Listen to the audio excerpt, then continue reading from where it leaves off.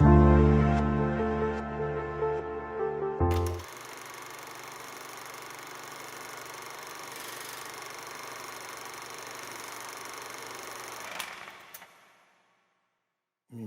lo definiría como una figura inquietante. Diría poeta, gran poeta. Un gran poeta que fue también un gran pensador de la libertad. El poeta crítico. Yo definiría a Octavio Paz como un iluminado espectador, como un explorador apasionado. Curiosidad, generosidad y exigencia. Genio, poeta, conversador. Un genio luminoso. Eclosión, lenguaje y silencio. Octavio. Octavio era un océano. ¿Cómo se define un océano? Grande, profundo, bello, imprescindible.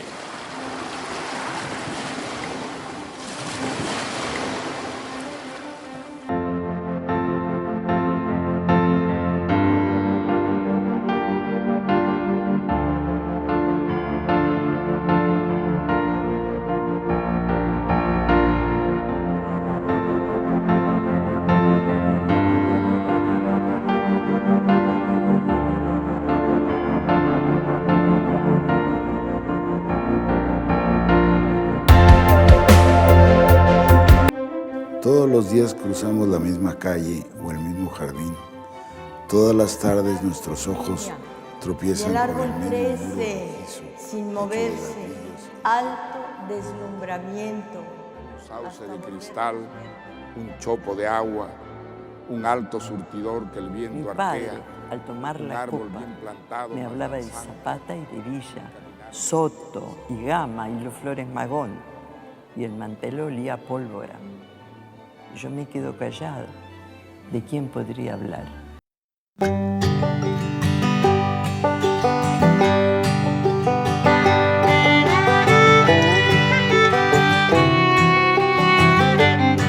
Autores que son muy significativos por la obra que dejan y otros autores que, además de su obra, dejan un repertorio de gustos e intereses muy amplio. Es el caso de Jorge Luis Borges en Argentina. Lo mismo ocurre con Octavio Paz, que interesó a los lectores en la cultura de la India como un contraste, un espejo distante de Occidente. Frecuentó el zen y la poesía del haiku, se interesó en el surrealismo, en las vanguardias de América Latina y de otras latitudes. Escribió ensayos luminosos sobre el modernismo, sobre Rubén Darío, sobre Luis Cernuda, Fernando Pessoa, Ramón López Velarde. Dejó un libro maravilloso sobre Sor Juana Inés de la Cruz, la principal escritora del siglo de oro mexicano. Estableció un contraste entre lo que fue la Nueva España y los movimientos sociales actuales. De modo que este diálogo plural de Octavio Paz, con tantos temas del feminismo al erotismo, pasando por la antropología, le dedica un libro a Claude Lévi-Strauss. O sea, sin el catálogo de temas de Octavio Paz, la cultura del idioma creo que sería muchísimo más pobre.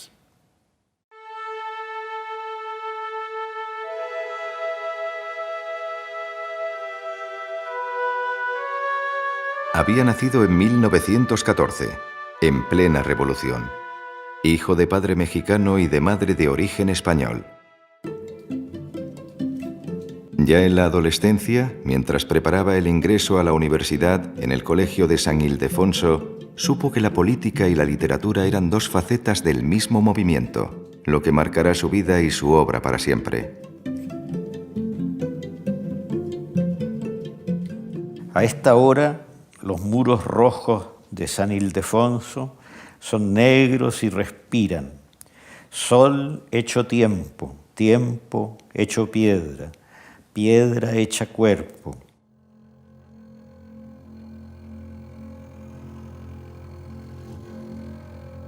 A los 23 años abandonó la casa familiar y los estudios universitarios y se casó con Elena Garro, con quien tuvo una niña. Las relaciones con esposa e hija fueron casi siempre tormentosas y el matrimonio acabó en divorcio. Niña, nombras el árbol, niña, y el árbol crece sin moverse, alto deslumbramiento, hasta volvernos verde la mirada. Nombras el cielo, niña, y las nubes pelean con el viento y el espacio se vuelve un transparente campo de batalla.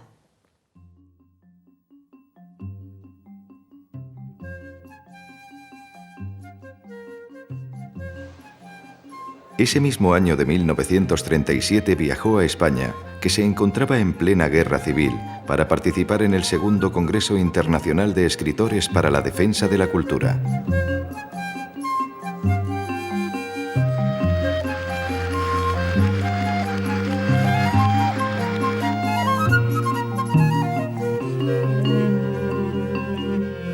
Además, leyó su poesía en recitales públicos. Dictó conferencias por la radio y en persona. Escribió artículos a favor de la República. Y Manuel Altolaguirre le publicó el libro Bajo tu clara sombra y otros poemas sobre España. Muchos años después, recordará aquella experiencia en Piedra de Sol, uno de sus grandes poemas. Nombres, sitios, calles y calles, rostros, plazas, calles, estaciones, un parque, cuartos solos, manchas en la pared, alguien se peina, alguien canta a mi lado, alguien se viste, cuartos, lugares, calles, nombres, cuartos. Madrid, 1937. Madrid, 1937. En la Plaza del Ángel las mujeres cosían y cantaban con sus hijos. Después sonó la alarma y hubo gritos, casas arrodilladas en el polvo, torres hendidas, frentes escupidas y el huracán de los motores fijos.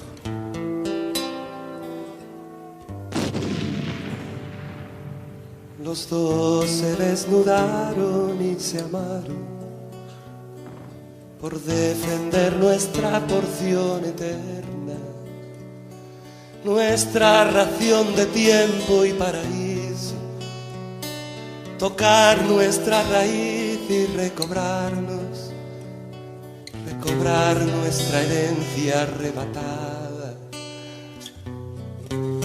por ladrones de vida.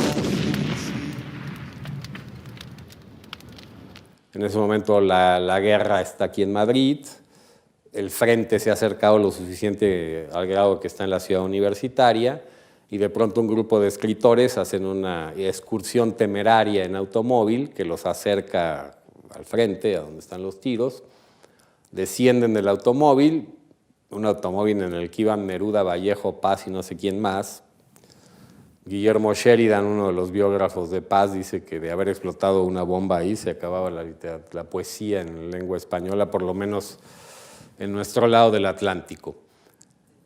Y en algún momento Paz se acerca a los tiros y se crea un silencio y empieza a escuchar la voz de los nacionales que están del otro lado de la pared, que están contando chistes, que están comiendo un bocadillo, como se diría aquí en España, o que están fumando un cigarrillo.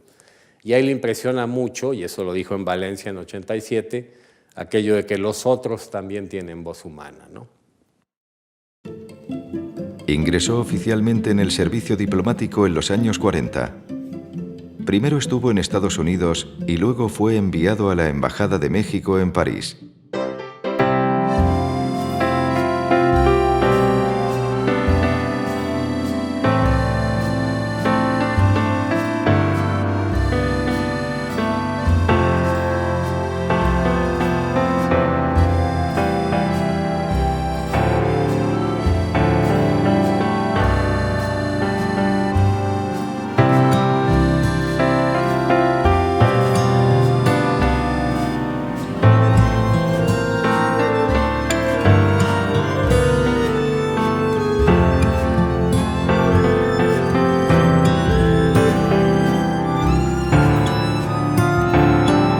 encuentra su valor en el propósito de transformar el mundo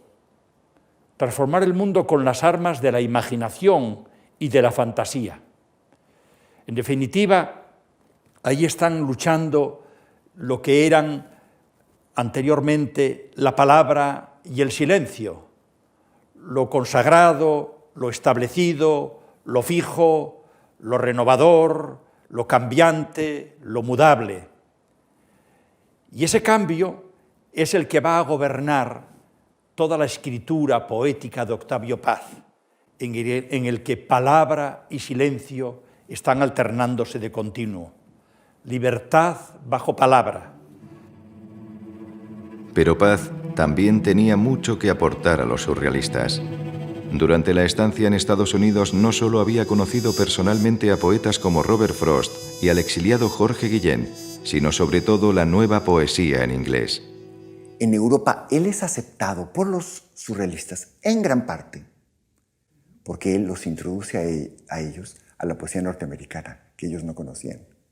Y eso normalmente no se dice, pero gracias a Octavio, Breton y mucha gente alrededor de él conoce a Ezra Pound y conoce a T.S. Eliot. Y vive y se vuelve testigo de la caída, el final del último momento de la vanguardia. Su libro más cercano al surrealismo fue Águila o Sol, un conjunto de textos poéticos en prosa que ilustró el pintor Rufino Tamayo y que exploraban la poesía como revelación, rebelión y exaltación del amor.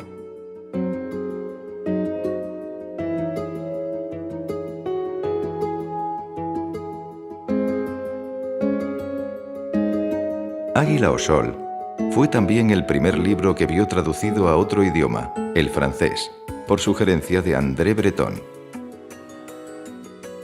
Y Breton una vez me dice, ¿por qué no haces no hace? Porque no había el tú en la conversación de Breton, no hace una edición de Aigle au Soleil. Y dice, y sí, ¿por qué no? Pero es un trabajo y no conozco bien el español, y aprenez-lo. Y eso es lo que hice. Y cuando fue publicado Aigle au Soleil, la crítica fue extraordinaria, un accueil extraordinario en la crítica, una gran revelación. Y eso no se pasa muchas veces en el mundo literario français. Je commence et recommence. Je n'avance pas. Chaque fois qu'elle atteint les lettres fatales, la plume recule.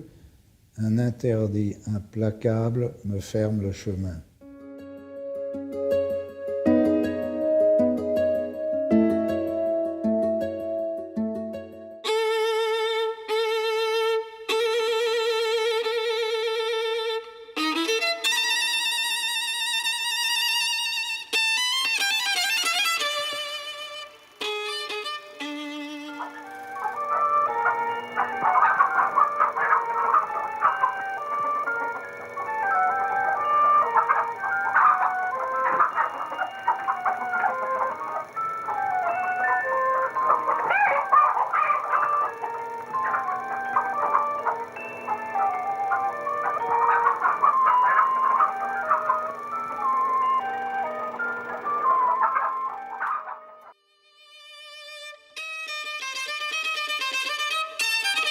En 1951 se atrevió a promover en el Festival de Cannes Los Olvidados de Luis Buñuel, pese a la contrariedad que la película suscitaba entre las autoridades mexicanas y los comunistas franceses.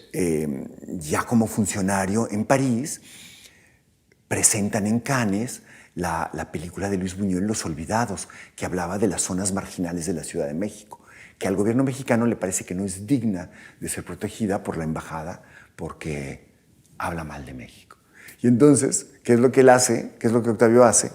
Hace un manifiesto que hace que firmen todos sus amigos surrealistas y lo imprime en un panfleto mimeografiado y va y lo reparte a la salida del cine en Cannes. Por las noches, escribía a Buñuel desde la habitación del Hotel de Cannes para darle cuenta de las gestiones.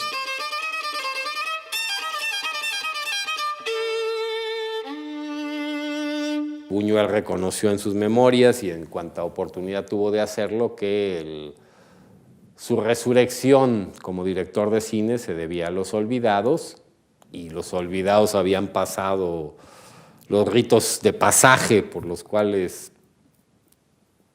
tenían que decurrir gracias a la intervención de Octavio Paz en Cannes. Yo creo que fue una amistad que fue como un chispazo de amor. Eran tan diferentes que tenían que encontrarse y que casarse de alguna manera, ¿no? Creo que lo que los unió es eso de que los dos eran una vegetación extraña y al mismo tiempo profundísima en las culturas de su país. Paz había descubierto durante su estancia en Estados Unidos que allí había mexicanos pobres que mantenían retazos de su cultura sin integrarse del todo. A partir de ellos, creyó entender mejor la sociedad, la historia y el destino de México. Y de esta experiencia surgió su ensayo más célebre, El laberinto de la soledad, que en una primera versión fue una novela. Octavio Paz escribió El laberinto de la soledad en 1950 y era un ejercicio necesario para tratar de definir ciertas constancias de la vida mexicana, ciertas características. Pero, por supuesto, el mexicano no es un sujeto que se repita siempre de la misma manera. O sea, no es como el maíz o el frijol, que es idéntico a sí mismo. Está afectado por la historia y va cambiando. Entonces, El laberinto de la soledad es un intento por entender al mexicano en aquel momento con todos sus complejos, sus frustraciones, sus miedos. El laberinto de la soledad fue un cruce entre ensayo moral, filosofía de la historia y antropología de la cultura. Paz reelaboró en él ideas dispersas que bullían en su cabeza desde hacía años. Lo escribió en París, por las noches y durante los fines de semana, con prisa y fluidez, decía él mismo, con ansia de acabar pronto y como si en la última página me esperase una revelación. Octavio Paz fue el primero, en El laberinto de la soledad, que destruyó el mito aquel de que lo que peyorativamente llamaban los Borbones la colonia, porque en realidad fue un virreinato, o por lo menos lo fue hasta 1780, Paz consideraba, y fue el primero que se atrevió a decirlo, que era la forja de México, que México había nacido de esos 3 siglos en que España estuvo en América, y que ahí se había creado una nación distinta, que no era ni una colonia española, ni tampoco una dictadura extraterrestre que se había posado sobre los indios mexicanos y que en la independencia de 1821 se había por fortuna desvanecido. La primera edición de 1950 tuvo escaso eco y hubo que esperar a la segunda y definitiva, publicada en 1959 con múltiples modificaciones, para que la obra se convirtiera en un clásico de enorme influencia, del que a finales del siglo XX se había vendido solo en español más de 1 millón de ejemplares. En el Paz ensayista pesaban también las tempranas lecturas de la Revista de Occidente y el ejemplo del filósofo Ortega y Gasset. La claridad es la cortesía del filósofo, decía Ortega, un principio que Paz aplicó en todos sus ensayos.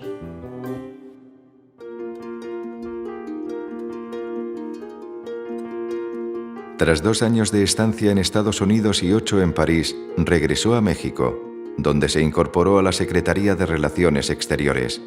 Por entonces su prestigio en los círculos intelectuales mexicanos ya era sólido, y poco después obtuvo el premio Xavier Villaurrutia, el primero de los grandes galardones que recibiría en su vida. Ya era la figura más destacada en los años 54 de la cultura mexicana, con una energía y con un talento formidable. Algún escritor español un poco mayor que él, a quien conocimos muy bien, que tiene una obra muy extensa, Max Sauf, me decía alguna vez, en los años 50 y tantos, porque discutía con mucha frecuencia con Octavio Paz sobre el destino de la literatura realista del mundo ruso y otros, y español. ¿Qué pasa con Octavio?, me decía. Con Octavio sucede esto. No es solamente un gran creador, no solamente es un hombre de genio, es un vidente. Enseguida trabó amistad con algunos de los jóvenes más prometedores, como Carlos Fuentes, Ramón Xirau, Juan Rulfo y Jaime García Terrés. E incluso empezó a contar con el aval fuera de las fronteras mexicanas de grandes escritores de generaciones anteriores. Cuando Bergamín llegó a Montevideo, casi inmediatamente nos habló de Octavio. Y él tenía consigo el primer libro, Libertad bajo palabra. Y sin embargo, lo mejor del Octavio Paz, poeta, estaba por llegar.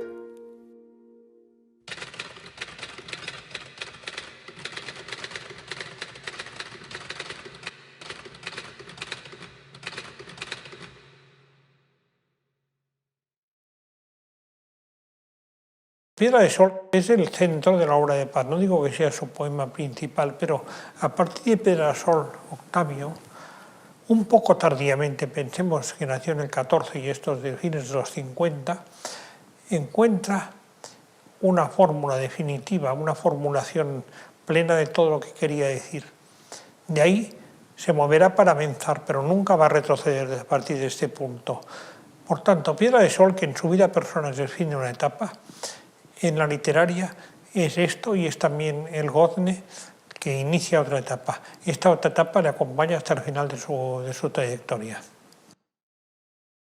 Un sauce de cristal, un chopo de agua, un alto surtidor que el viento arquea, un árbol bien plantado más danzante, un caminar de río que se curva, avanza, retrocede, da un rodeo y llega siempre.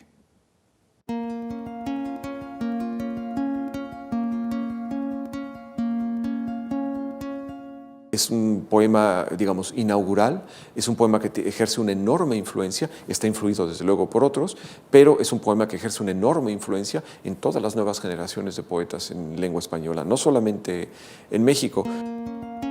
En 1949 había aparecido una recopilación de poemas bajo el título de Libertad bajo palabra, con la que inició la costumbre de corregir, rehacer y reordenar la poesía ya publicada. En 1960 apareció la segunda edición, en la que eliminó varios textos y añadió 8 libros dispuestos según criterios estéticos. Libertad bajo palabra, que incluye poemas como Entre la piedra y la flor y Piedra de Sol, y que se reeditará más veces con nuevos cambios, es la obra de formación que recoge la poesía escrita y reelaborada entre los 21 y los 44 años. Bueno, yo empecé a leer a Octavio Paz con Libertad bajo palabra, que entonces era su obra completa, aunque solo hasta el 58 culminaba en Piedra de Sol, y por primera vez tuve la impresión de que leía a un poeta que estaba escribiendo por los años en que yo vivía y que vivía al mismo tiempo que yo, sí, pero se movía con el deseo de, por un lado, proseguir el 27 y por otro, ser un poeta internacional. Con la llegada de los años 60 empezó a alcanzar notoriedad pública e internacional. El filósofo español José Gaos y el poeta francés Saint-John Perse pronostican que obtendrá el Premio Nobel de Literatura y de momento recibe en Bélgica el prestigioso Gran Premio Internacional de Poesía.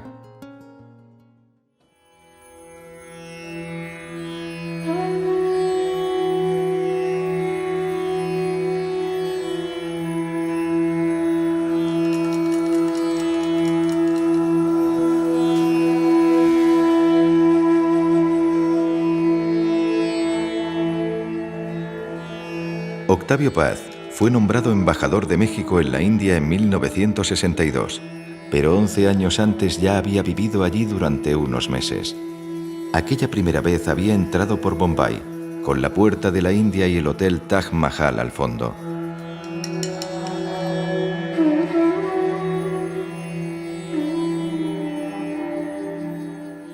Su primera impresión de la India es que la India es desmesurada que le abruma y que la India, como dicen las agencias de viajes, es misteriosa. Pero el misterio de la India solo se desvela a aquellos que se entregan completamente a ella. Y él, digamos, a lo largo de toda su vida nunca se entregará completamente. Eso tiene muchas ventajas para los lectores porque él mantendrá una mirada crítica y una mirada occidental a todas las realidades indias, y esa mirada, digamos, irá creciendo en amplitud, irá creciendo en profundidad. Averiguar el sentido de aquella desmesura se presentó de inmediato como un desafío para el escritor forjado en la tradición intelectual de Occidente. A ello se dedicará más adelante, cuando sea el embajador de México, pero el aprendizaje empezó al día siguiente de aquella primera estancia de 1951. Muy cerca de Bombay, apenas a 1 hora en barco, se encuentra la isla de Elefanta. Allí quedó deslumbrado ante la hermosura de la Trimurti, el grupo escultórico tallado en los muros, también ante la pareja divina de Shiva y Parvati, representación de la felicidad inalcanzable.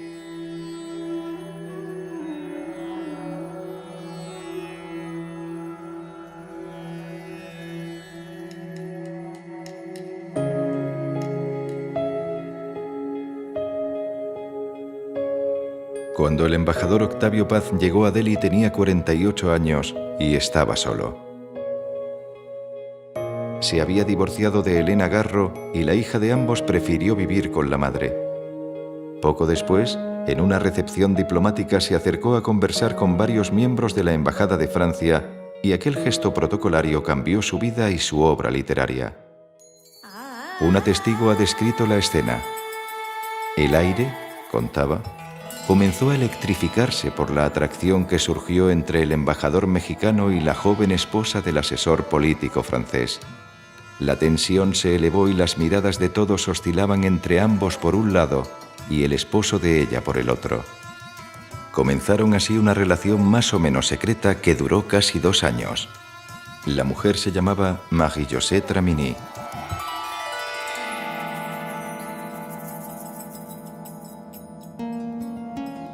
El 1 de septiembre de 1963 se trasladó a una nueva vivienda, situada en lo que entonces era el extremo sur de Delhi. En aquella casa de una sola planta y más bien sobria como residencia de embajador, vivirá el resto de su estancia en la India. Allí escribirá, a veces mucho y otras veces poco, ganado por los recurrentes periodos de desánimo, y siempre con la duda de si su obra merece la pena.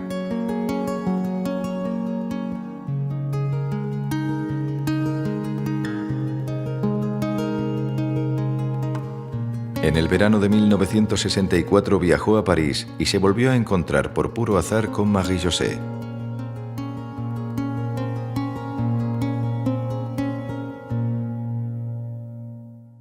Primero se conocen, pasan 2 años, se coquetean, ahí hay cosas, y se encuentran por azar, que es otro elemento surrealista fundamental, en París, a la salida del hotel. Octavio está en el mostrador, Marie-José pasa enfrente, salen y no se vuelven a separar. A mí me contó la persona que les prestó el departamento donde se escondieron, porque ella estaba casada, ¿no? Y él pues era muy notorio y visible, era el embajador de México, ¿no? Pero se desaparecieron durante un tiempo, nadie supo de ellos. Y esta persona que les prestó el departamento fue Micheline, la amante de Henri Michaud, que era un amigo de Octavio, y que a mí me dijo, yo soy una mujer sumamente fiel. Yo he tenido 4 maridos, pero un solo amante toda la vida, y era Henri Michaud. Y esa mujer maravillosa fue fundamental en este amor, que además, o sea, se separaron en realidad unos días, porque Marie-José fue a contarle al marido que se iba, pero a partir de ese momento no se volvieron a separar durante 38 años. Ni una noche. Octavio era un hombre de 50 años, Marie-José era una chica de 25. Y se vuelve su cómplice en toda la elaboración de lo que sucederá después, que es la transformación de su poética en una erótica, entendida no solamente como sexualidad, sino como afirmación del contacto con la vida a través de los sentidos. El presente es perpetuo. Se abren las compuertas del año. El día salta. Ágata. El pájaro caído entre la calle Montalembert y la de Bach es una muchacha detenida sobre un precipicio de miradas.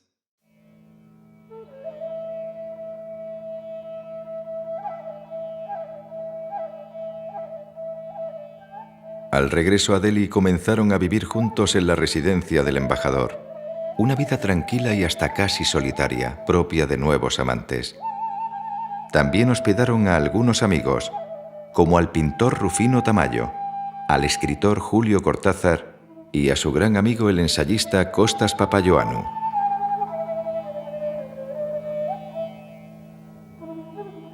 Octavio y Marie-José se casaron el 20 de enero de 1966 en el jardín de la casa, bajo el gran árbol Nim.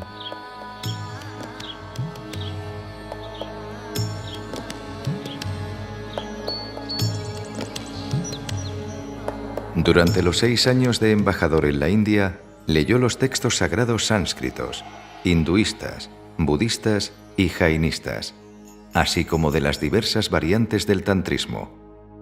Leyendo la poesía sánscrita, generalmente a través de traducciones inglesas y francesas, Octavio Paz hace una de las mayores contribuciones al mundo de habla hispana de la riqueza y de la profundidad de esta literatura. Octavio Paz no fue asimilado por los indios, sino que sigue siendo un occidental de pleno derecho, de pies a cabeza, y que, aunque ha incorporado muchos elementos indios en su poesía, él evidentemente es heredero de una tradición moderna muy distinta de esa tradición religiosa antigua que representa Abhinavagupta.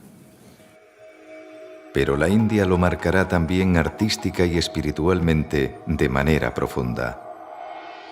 Aparte de la Era Este, que es un libro que hay que leer, que es un libro realmente, los otros 2 libros en el que él habla de una forma sugerente e interesante sobre la India serían El monogramático y Conjunciones y disyunciones.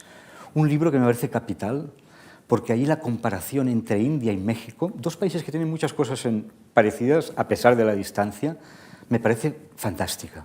Esa comparación en clave poética, no académica sobre todo, del espíritu mexicano y el espíritu indio. Entonces son libros, en cambio, confieso que Vislumbres es un libro que para el que realmente conoce la India no le sirve. Paz siempre sostuvo que un libro de poemas es un diario en el que se fijan ciertos momentos excepcionales.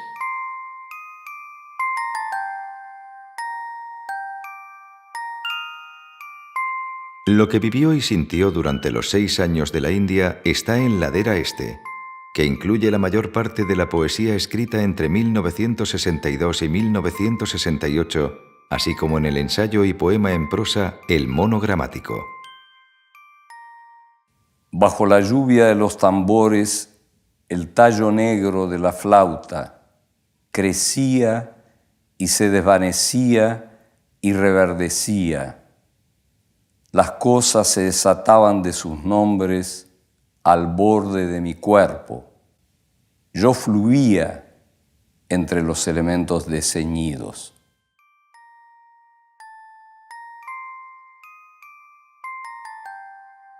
La Era Este es el libro donde el hinduismo y el budismo, sobre todo el budismo mahayana, está más presente. Al mismo tiempo, ese descubrimiento del budismo no fue, como ha ocurrido en algunos otros escritores, un despojamiento o una crítica de la realidad, sino una doble tuerca a esa crítica, y finalmente la negación de las apariencias se resuelve siempre en una afirmación erótica. Es uno de los probablemente también de los grandes libros eróticos de Paz y de su tiempo, ¿no? El erotismo, naturalmente, unido a una percepción del individuo único. Cuando él habla de esta erotización de su poética, directa o indirectamente, en Vislumbres de la India, él habla de cómo el descubrimiento de la India es el descubrimiento de la importancia de todos los sentidos, de la vista, del olfato, de todos, ¿no? Y eso es la transformación de su poética en erótica, creo yo. Por los ojos entró la escultura, que era la clave de la arquitectura hindú y que será la primera revelación y la más duradera. Ya la poesía sánscrita establecía que ver es pensar, y para Paz existía una absoluta correspondencia entre el pensamiento hindú, su arquitectura y su cultura. Lo fascinaron las esculturas eróticas de los templos del sur, en las que no hay noción de pecado ni conciencia de transgresión de las normas. El cuerpo es una fuente de sexualidad y por tanto de energía, escribe Paz. Retener el semen, guardarlo y transformarlo en energía psíquica es apoderarse de los grandes poderes naturales y sobrenaturales. Aquel que busca la liberación no ve en su cuerpo un obstáculo, sino un instrumento. Esta idea es muy importante. El cuerpo no es un obstáculo, es un instrumento. Y es un instrumento de liberación. Los santuarios budistas, hinduistas y jainistas, tallados a lo largo de los siglos en las cuevas de la montaña de Ellora. Los templos budistas excavados en las rocas de Ayanta. Mezcolanza de creencias, estilos y épocas en los que vio la misma oscilación entre la vacuidad y la unidad de la que hablaban los textos sagrados. Y tras tantos viajes, siempre el regreso a la casa de Delhi.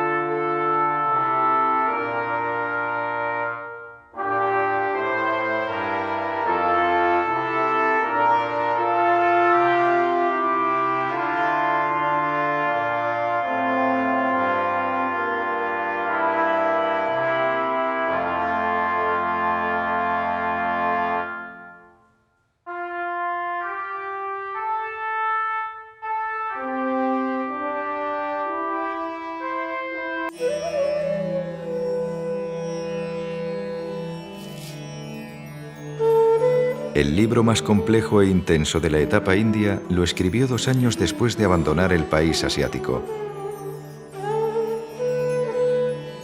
En el monogramático, publicado primero en francés, se relata desde una casa de Cambridge cómo el narrador recorrió, al igual que miles de peregrinos a lo largo de los tiempos, el camino que lleva al santuario de Galta, dedicado a Hanuman, el dios mono de la gramática y el lenguaje.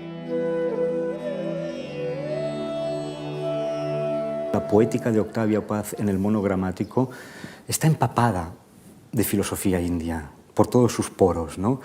Y podíamos empezar que el primer punto de semejanza en esa correlación es esa idea de que el lenguaje es una crítica del paraíso. ¿Qué quiero decir con eso? La idea de que el mundo en el que vivimos, el mundo que ahora estamos, de las apariencias, el mundo, como dice, del nombre y la forma, es simplemente un mundo de apariencias que apuntan a una realidad subyacente mucho más real y mucho más profunda, ¿no? El monogramático es a la vez un largo poema en prosa y un ensayo en el que reflexiona sobre la poesía, el arte, el erotismo, la religión, la naturaleza, la palabra y los actos de escribir y leer. Ahí es donde vemos que Octavio Paz es ese escritor total que tiene las cualidades únicas de ensayista, de pensador, de filósofo, de intérprete, de comentarista, de analista de la vivencia, de poeta más allá de cualquier codificación versificadora. Lo que me parece maravilloso del monogramático es que opera otra de los ideales indios, fundir al poeta y el filósofo en una sola persona y en un solo acto. No solo persona, ¿eh? No es que la persona sea ahora es filósofa, ahora es poeta, sino que el monogramático traspasa géneros, por ejemplo, ¿no? Es un ensayo, es poesía. A mí me gusta la poesía de Paz, más que el ensayo, pero es que está mezclado. Swargasya Kandanam Basha Asti Artat Dibya Namanam Vinashanam Bashaya Kandanam Kavyam Asti Namani Dhanu Bhavanti Adarshanam Iva Gachanti Biliyantecha Prathame Vikalpe Jagat Basha Rupena Pravartate Dvitiye Basha Jagat Rupena. Al enfrentarse a una civilización tan diferente, descubrió una gran paradoja, que resulta imposible traducir de un área a otra los términos centrales de cada cultura, pero las preocupaciones en todas ellas son análogas. Por tanto, no hay una diversidad de realidades, sino una pluralidad de significados. Cuando uno lee el que es uno de los libros de ensayo de las grandes comparaciones entre Oriente y Occidente, que es Conjunciones y Disyunciones, uno se da cuenta de que no hay en él tan solo una voluntad reapropiativa, es decir, no hay una voluntad colonizadora, es decir, tenemos que ir a descubrir al otro, el otro es un salvaje y el otro nos va a aportar una suerte de vivacidad mística que nos va a permitir presentarnos en sociedad con un nuevo ropaje, con un nuevo disfraz. No, en el caso de Octavio Paz, incluso en su propia experiencia vital, en su propio periplo diplomático textual, el viaje a Oriente yo creo que no es un viaje anecdótico, ni un viaje melancólico, ni una anécdota turística, sino que es una experiencia de asimilación increíble. Penetra de una manera, digamos, estética. Él tiene miedo a meterse, pero bueno, es algo muy natural, que hemos sentido todos. Y él piensa que no es una actitud legítima. Es decir, que uno ha nacido en una cultura y uno tiene que profundizar desde su propia cultura en otras culturas y saber, digamos, ver con los ojos del otro, pero no necesariamente convertirse en el otro, ¿no? Para mí no era un gran conocedor de la India.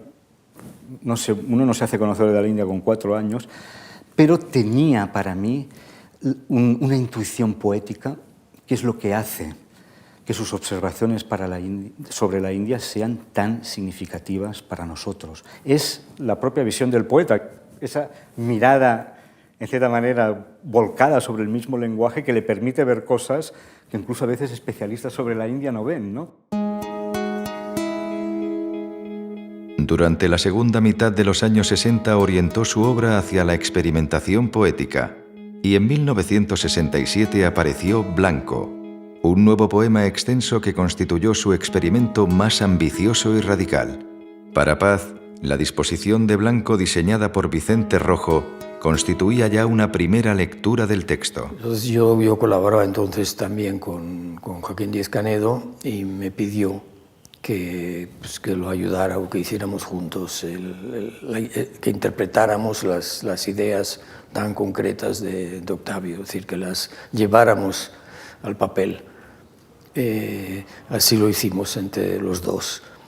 Al final, Joaquín me dijo, vamos a firmar tú y yo como diseñadores, como tipógrafos. Yo veía que la cara, Joaquín era gente muy discreta y yo también. Entonces yo dije, mira, a mí me parece que Octavio ha dado señales muy precisas, indicaciones muy precisas y creo que no debemos firmarlo, sino que es un proyecto que él ha hecho que nosotros hemos interpretado de acuerdo a sus ideas, ¿no? Con la mayor eficacia y precisión posible. Esa fue la colaboración con Blanco. Tenía ahora aquí el facsímil, cómo se despliega y cómo avanzando y cómo los textos corren en paralelo, pero también se van cruzando. Y yo creo que es una obra que no me atrevería a calificarla, sino como auténtica obra maestra de la poesía, ¿no? Es una de esas obras que pienso que se sitúan ahí en la estela de los mencionados textos de Eliot de la Tierra Baldía, de los cantos pisanos, de los cantos de Rapin, de la Anábasis de Saint John Perse. Es decir, es un poema que sintetiza la mayor parte de las preocupaciones de Octavio Paz, y pienso que hay casi, para mí por lo menos, un antes y un después.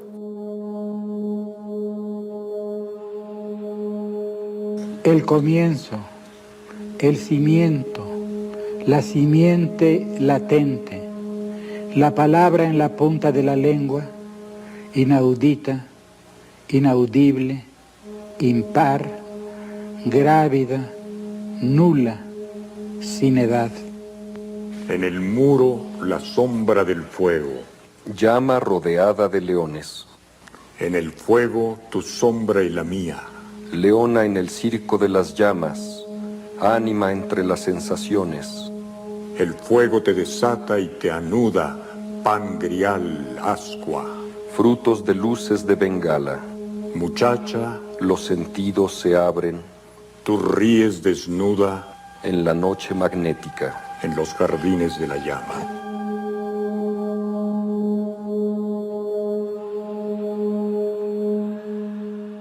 Por el tiempo en que fue escrito, en 1966, en la India, ya no había vanguardia. Por lo tanto, ese poema, en términos de fecha, es un homenaje a la vanguardia. Si es un homenaje a la vanguardia, puede ser considerado como un poema paródico, en el sentido de lo que es la parodia. Parodia no es burla, ni escarnio, ni ironía. Parodia es, etimológicamente, canto paralelo.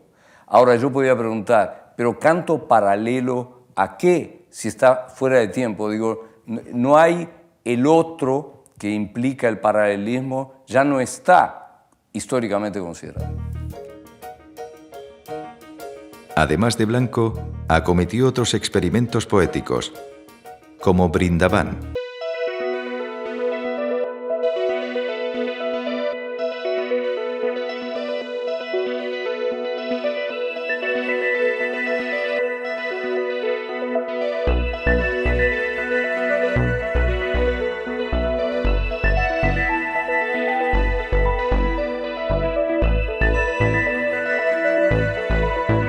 Igual que el ensayo Duchamp o el Castillo de la Pureza, un libro maleta que contenía materiales y textos diversos dentro de una caja.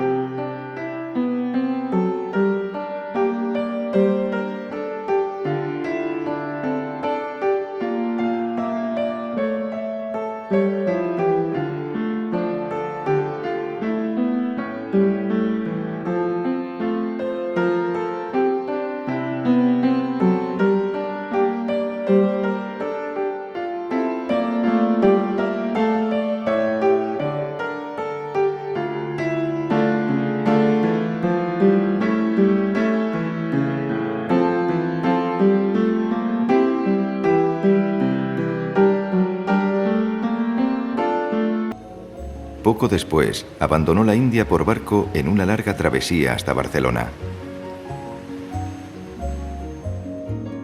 A partir de entonces, llevó una vida itinerante invitado por universidades, en especial de Europa y América, para dictar cursos y conferencias.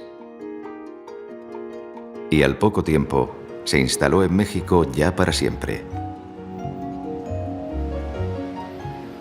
Estamos rodeados. He vuelto a donde empecé. ¿Gané o perdí? Preguntas, ¿qué leyes rigen éxito y fracaso?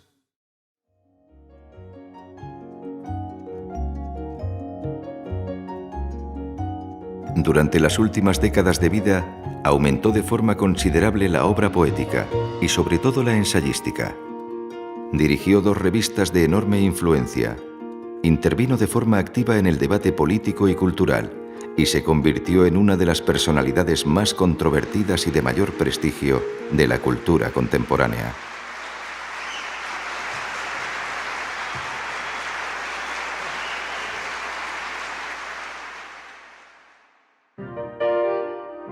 Gran parte del diálogo con su país y con la cultura contemporánea lo desarrolló por medio de las revistas. Primero con Plural, y luego con una nueva revista que fundó gracias a las aportaciones económicas de un grupo de amigos y que llevaba el mismo nombre del último libro de poesía que había publicado. La revista Vuelta apareció en diciembre de 1976 y cerró 4 meses después de la muerte del escritor. El subdirector era el ensayista Enrique Krauze. No había día a día con la revista con Paz. Paz estaba en su casa, pero se interesaba por la revista mucho y llamaba por teléfono. Llamaba y decía, Krauze, tome nota. Y eso lo ponía enfermo a Krauze. No, y decía, quiten esto, pongan esto, quiero ver este artículo, hagan esto, llamen a fulano, ya conseguí un artículo. Y esa cosa distante era muy eficaz. No, claro, la talacha, como decimos en México, el trabajo menudo, no lo hacía él, ni se interesaba por eso. Fue también en las últimas décadas de su vida cuando se dedicó intensamente a la crítica de arte, tanto del arte moderno universal como mexicano. Es uno de los realmente poetas más sensibles a las artes plásticas y más sensibles a ese tipo de obras un poco fuera del sistema, un poco fuera de norma, de esas obras solitarias, ¿no? O sea, y yo creo que está en la estela de los grandes críticos en ese sentido, los grandes poetas críticos. El texto de Octavio Paz sobre Marcel Duchamp era y sigue siendo el texto más hermoso, más revelador, que abre más caminos y que genera más posibilidades de lectura y de discusión. Es decir, eso sigue siendo un ensayo que te provoca, en el sentido positivo de la provocación, que te invita a pensar, que te fuerza a discutir, que te obliga a posicionarte y que te abre grietas en la obviedad de la interpretación.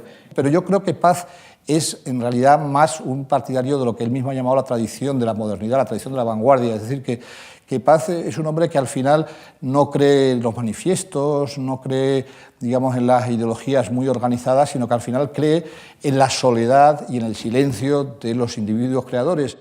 Bueno, yo creo que Octavio Paz es uno de los más grandes críticos de arte que ha habido en nuestra lengua, de una penetración, de una capacidad, de una lucidez, también de una versatilidad para aproximarse a artistas de muy distinto contexto, desde pintores figurativos a pintores abstractos, desde las vanguardias hasta los años 60-70 y sobre todo con un ojo clínico. Las miradas son semillas. Mirar es sembrar. Miró trabaja como un jardinero y con sus 7 manos traza, incansable, círculo y rabo, O y A, la gran exclamación con que todos los días comienza el mundo.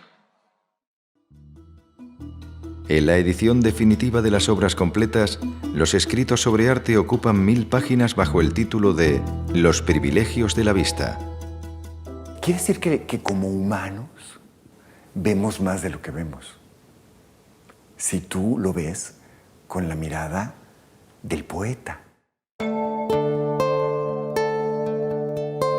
Octavio Paz sintió siempre la necesidad de explicar el porqué de la poesía. Para él, toda civilización posee un cuerpo poético formado por poemas y por reglas para componerlos. Unas reglas que exponen también una filosofía o una teología. A desentrañar esas reglas dedicó 3 libros que se acompasan con su propia obra poética. Todos los días cruzamos la misma calle o el mismo jardín. Todas las tardes nuestros ojos tropiezan con el mismo muro rojizo hecho de ladrillos y tiempo urbano. De pronto, un día cualquiera, la calle da otro mundo. El jardín acaba de nacer. El muro fatigado se cubre de signos.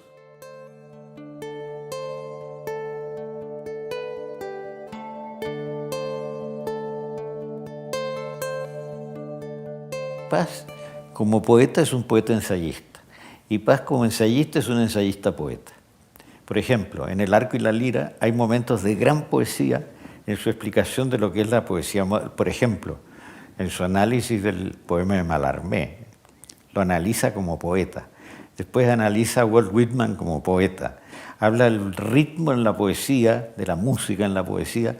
Bueno, es un poeta. Y en la poesía es un poeta que piensa, que introduce ideas. Muchas veces ideas profundamente contradictorias. En los años 70 y 80 publicó 3 de sus grandes obras poéticas: el poema extenso Pasado en Claro y los libros Vuelta y Árbol adentro. Y ahí empieza la etapa más, no la más compleja quizás, pero la más disfrutable de su poesía, que es los poemas memoriosos de los años 70. Sobre todo Pasado en Claro, Nocturno de San Ildefonso, mucho tiempo después Carta de Creencia, que es un poco un Paz ya muy maduro, contando poéticamente su propia vida, ¿no? Pasado en Claro es una de sus obras más personales. Es la revisión y esclarecimiento de la infancia y primera adolescencia, porque para él la poesía era un recurso contra el olvido, la memoria creadora que transfigura momentos públicos o secretos de una vida. Mis palabras, al hablar de la casa, se agrietan. Cuartos y cuartos habitados solo por sus fantasmas, solo por el rencor de los mayores, habitados, familias.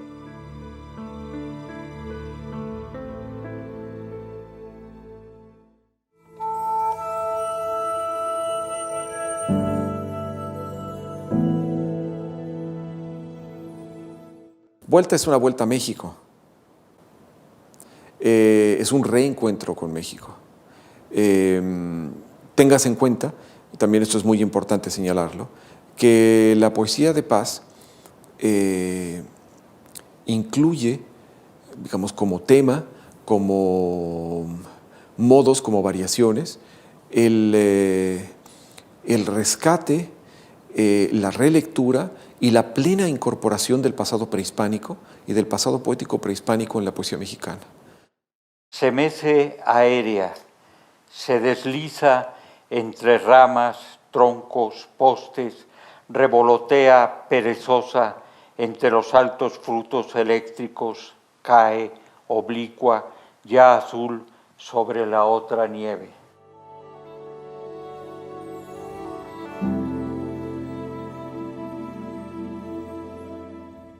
Y al final, el último libro formal de Paz de poesía, que es Árbol adentro, que sale en 1987, es un libro muy rico. Hay quien dice con razón que poco atendido, porque ya es el libro de un clásico que estaba a punto de ganar el premio Nobel, donde hay poemas breves que seguramente sobrevivirán mientras sobreviva la poesía. Creció en mi frente un árbol. Creció hacia adentro, sus raíces son venas, nervios sus ramas, sus confujos follajes pensamientos, tus miradas lo encienden y sus frutos de sombra son naranjas de sangre, son granadas de lumbre.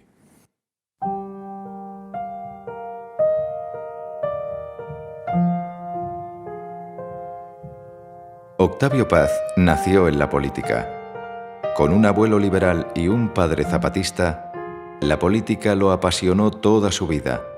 pero fue sobre todo a partir de los años 70 cuando empezó a abordarla de manera creciente en artículos y ensayos. Bueno, yo creo que hay una obra muy importante que se llama El logro filantrópico, donde, digamos, se ve la evolución del pensamiento de Paz, no solo en torno a la política moderna, sino también en torno a muchos fenómenos que en ese momento adquieren un relieve internacional, como es el crecimiento que Paz consideraba inmoderado del Estado, su papel en la economía.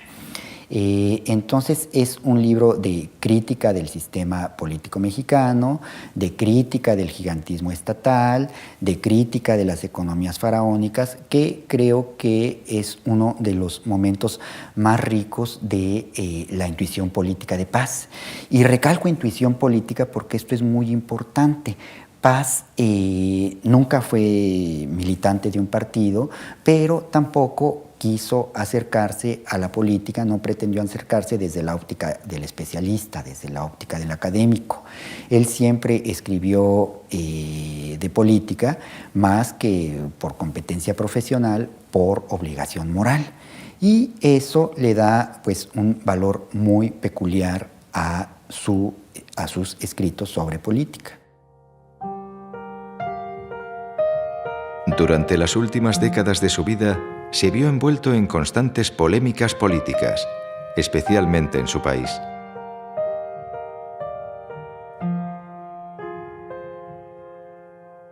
Uno de los momentos más amargos ocurrió en 1984, cuando fue quemado en efigie ante la Embajada de Estados Unidos en México, tras el discurso que pronunció en Frankfurt al recibir el premio de los libreros alemanes.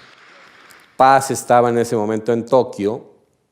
Le impresionó mucho que ocurriera eso. Le pareció algo de malfario, digamos. Lo trastornó. Aunque en sus cartas él trata de verlo como algo chistoso. Y muy poca gente dijo nada. Y uno de los que no dijo una palabra fue Carlos Fuentes. Ideas rojas, verdes, pardas, enjambre de moscas, las ideas se comieron a los dioses se volvieron ideas, grandes vejigas de bilis, las vejigas reventaron, los ídolos estallaron, pudrición de dioses, fue muladar el sagrario, el muladar fue criadero, brotaron ideas armadas.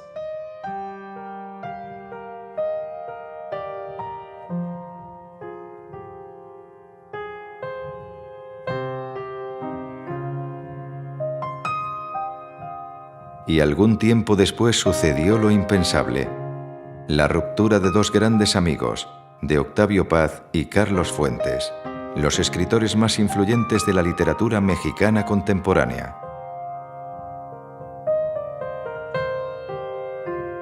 En la revista Vuelta apareció un largo artículo del subdirector Enrique Krause titulado La comedia mexicana de Carlos Fuentes. ¿Por qué autorizó Paz aquella publicación tan crítica con su gran amigo?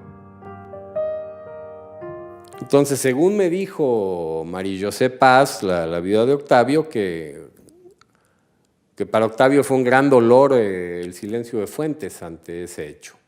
En un momento en que ya estaban distanciados políticamente, pero seguían llevando una relación cordial. Y Octavio Paz tenía una noción filosófica de la amistad, en que cuando la amistad se rompe, quien pierde la amistad es expulsado a las tinieblas exteriores. Y Octavio Paz también era un hombre político, no era un poeta buen samaritano que fuera cortando flores y cantando las bellezas del mundo, era un hombre político. Entonces yo creo que después de este hecho emocional, él tomó la decisión política de romper con Fuentes.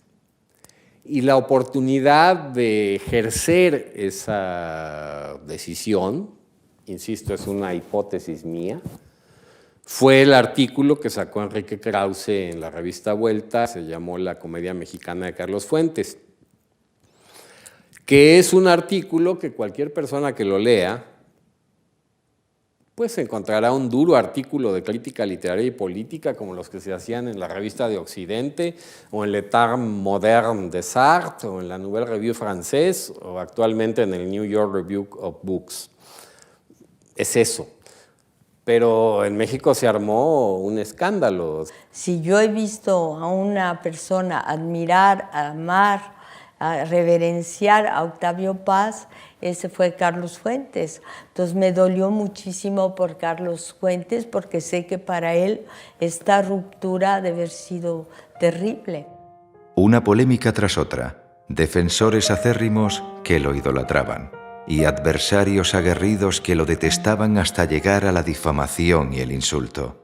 Octavio Paz estaba en contra de la idea del intelectual comprometido, tal y como la entendió Jean-Paul Sartre, en el sentido de que se oponía al intelectual de partido, de iglesia, de ideología programática. Él creía en el intelectual independiente, en el intelectual libre y en interrogar la realidad desde esa perspectiva. Entonces, como Voltaire, por ejemplo, fue alguien al que le interesaba mucho intervenir en la cosa pública, pero siempre desde una mirada personal, nunca bajo una consigna. Por supuesto que podía coincidir tangencialmente con ideas, con corrientes, con movimientos.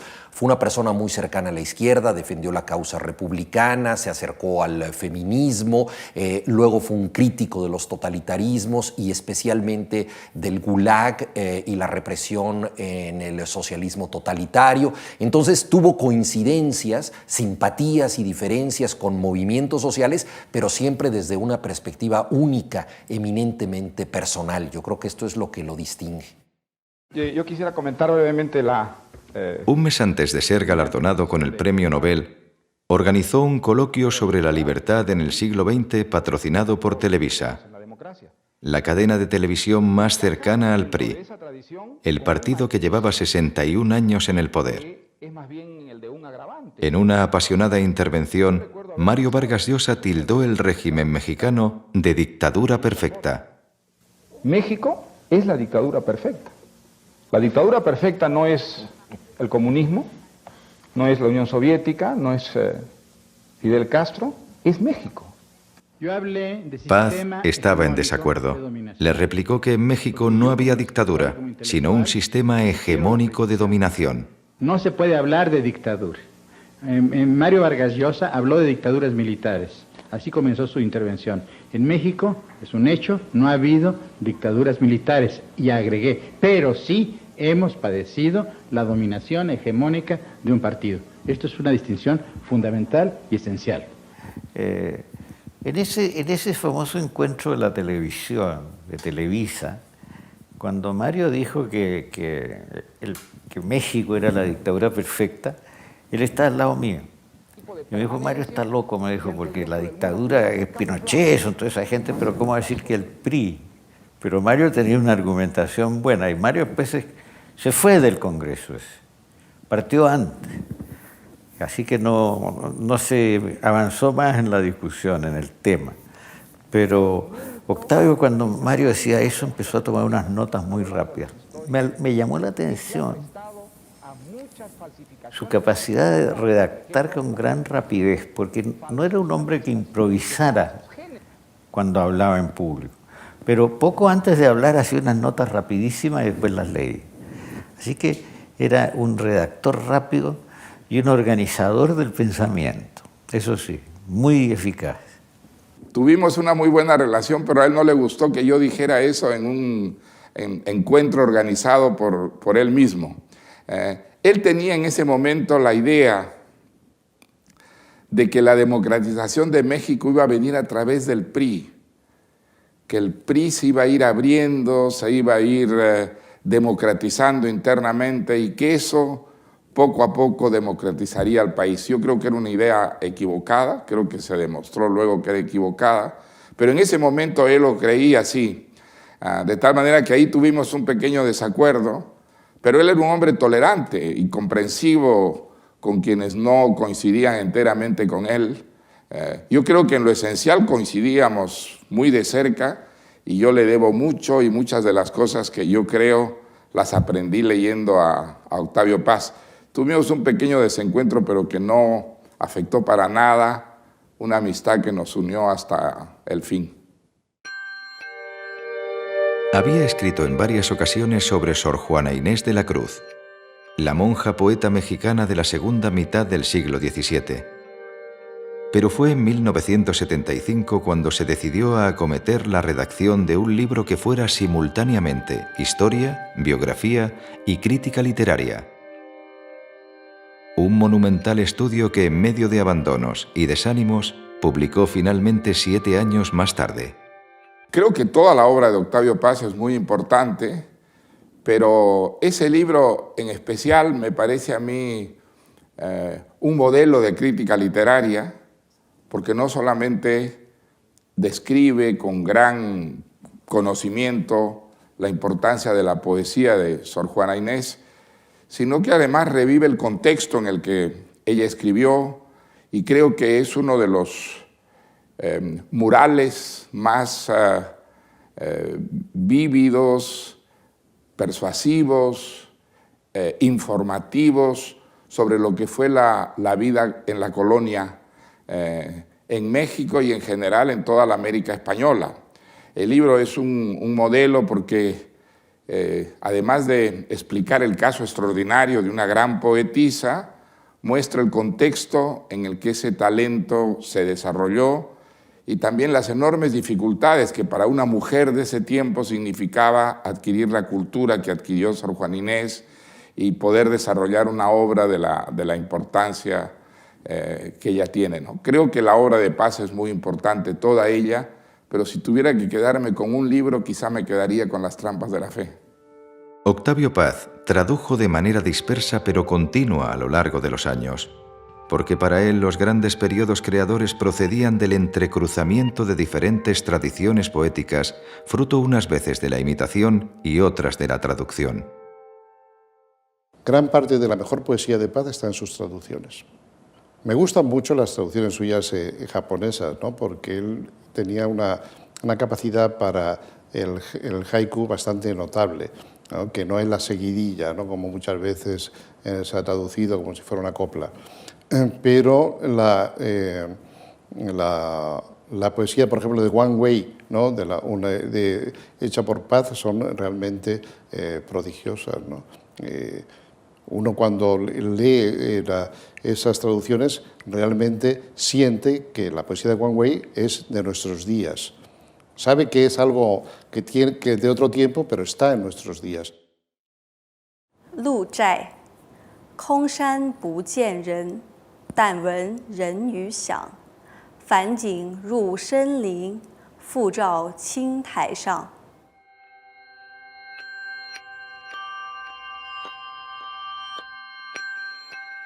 Para mí es una versión impecable porque se capta el espíritu original de poesía, de poema, sin empeñarse una traducción literal. No sé, solo que eso corresponde también a su teoría, su idea de traducción. El 11 de octubre de 1990, cuando se encontraba en Nueva York alojado en el Hotel Drake, recibió una llamada. Le acababan de otorgar el Premio Nobel de Literatura. Tenía 76 años.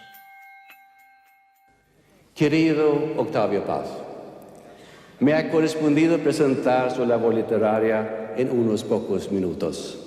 Es como intentar introducir a la fuerza todo un continente en una cáscara de nuez. Para entonces, y sobre todo desde hacía 2 décadas, ya había recibido una veintena de galardones, entre ellos los premios Príncipe de Asturias y Cervantes, así como infinidad de distinciones y doctorados honoris causa. El premio Cervantes, al escoger a este o aquel escritor de nuestro idioma, sin distinción de nacionalidad, afirma cada año la realidad de nuestra literatura.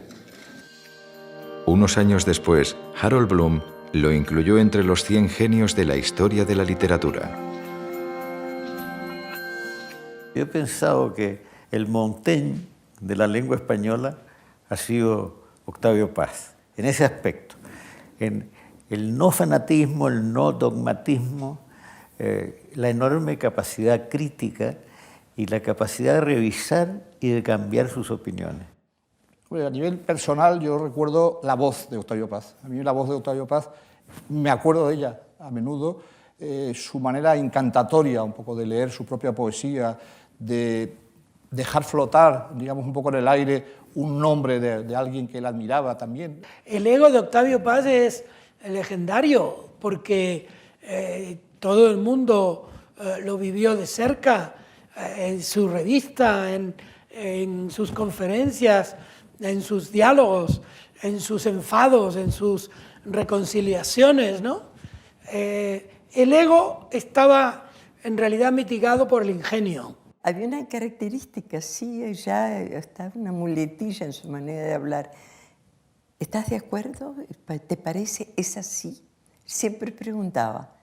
Afirmaba, pero preguntaba. Paz era un polemista temible, colérico, con muchísimo ingenio. Durante muchos años yo escribía pensando, sobre todo, qué pensaría Paz de mí. Era un hombre infinitamente curioso. Era una especie de gatito, de esos que se mete por todos lados. Al principio no se vestía tan bien como al final, porque siempre era muy delgado, entonces siempre le sobraba un pedazo así de cinturón muy grande. Era un hombre muy cálido, con unos ojos azules muy acogedores, y luego era una gente que siempre estaba retando a los demás para que hicieran algo, desafiaba, decía que no puedes, a que no dices, a ver, haz un haiku, y su conversación pues era un surtidero de ideas, era un geyser, ¿no? Una maravilla. También le gustaban mucho las mujeres. Durante los últimos años de su vida dedicó un gran esfuerzo a elaborar las obras completas. Porque hablando de esa posible antología de poemas, de libros que yo le proponía, esa posible selección que queríamos publicar, él quiso entrar más en detalles y dijo, ¿en qué piensa usted? Saqué mi lista y dije, pues en esto, en esto, en esto. Y en un momento determinado, él me interrumpió para preguntarme con esos ojos claros que tenía, siempre asombrados, ¿no estará usted hablando, en lugar de una selección de mis obras completas?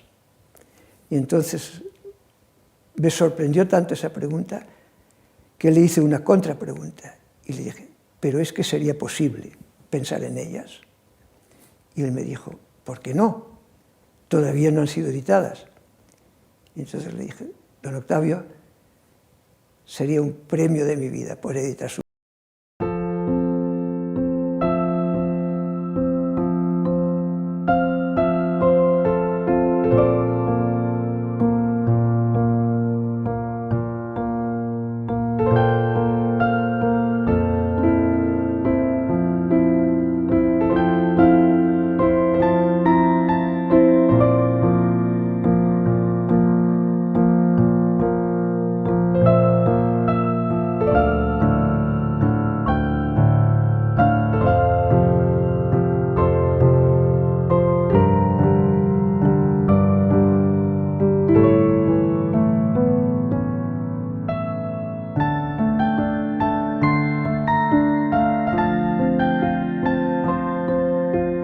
Mediante un vídeo grabado previamente. La gran literatura dice cosas terribles, pero es generosa, cicatriza todas las heridas, cura todas las llagas y aún en los momentos de humor más negro dice sí a la vida. Fue mi último encuentro con él, en México, en un hotel de México, en la siguiente circunstancia. A mí me estaban haciendo una entrevista, 2 periodistas al mismo tiempo con 2 fotógrafos simultáneos. Porque no había tiempo de nada y no sé por qué hacían la entrevista. Y de repente yo oigo detrás una discusión a gritos terrible. Fue impresionante porque me doy vuelta, veo a Octavio Paz muy enfermo, del brazo de un enfermero, de blanco. Y resulta que uno de los fotógrafos, en vez de fotografiarme a mí, había reconocido a Octavio y lo estaba fotografiando. Y él no quería que esas fotos salieran en la prensa. Le pidió la foto, una discusión fenomenal. Yo terminé de diplomático, tuve que hacer de diplomático para que no se pelearan todos ahí y armonizar un poco la situación. Y el fotógrafo me prometió que no iba a usar esas fotos. Y después nos quedamos conversando en el jardín con Octavio Paz y hablamos mucho rato. 2 semanas antes de morir, tuvo aún fuerzas para entregar a su editor el último manuscrito.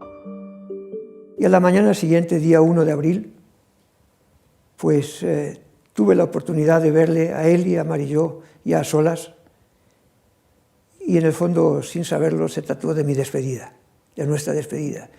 En ese momento, recuerdo que nos vimos en un patio soleado de la Fundación. Apareció él en una silla de ruedas llevada por Marilló, y Octavio tenía una manta cubriéndole las rodillas, y charlando, de pronto extrajo bajo la manta un envase transparente, una especie de maleta transparente, pequeña, en la que estaba este documento. Y me entregó esto y me dijo, no hay plazo que no se cumpla, ni deudas que no se pague. Hans, lo último que te debía. En realidad se lo debía a Marilló, pero como siempre durante años veníamos hablando de eso. Eran los últimos 12 poemas que nos entregó Octavio Paz.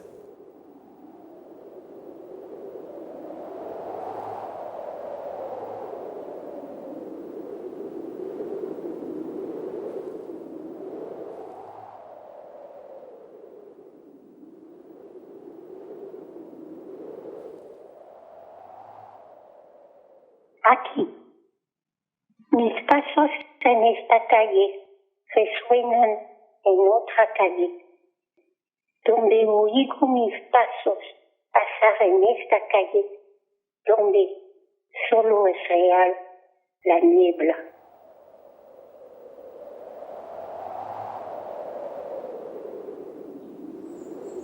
Octavio Paz murió a las 10:30 de la noche del domingo 19 de abril de 1998 en la casa de Alvarado de Coyoacán. Acababa de cumplir 84 años.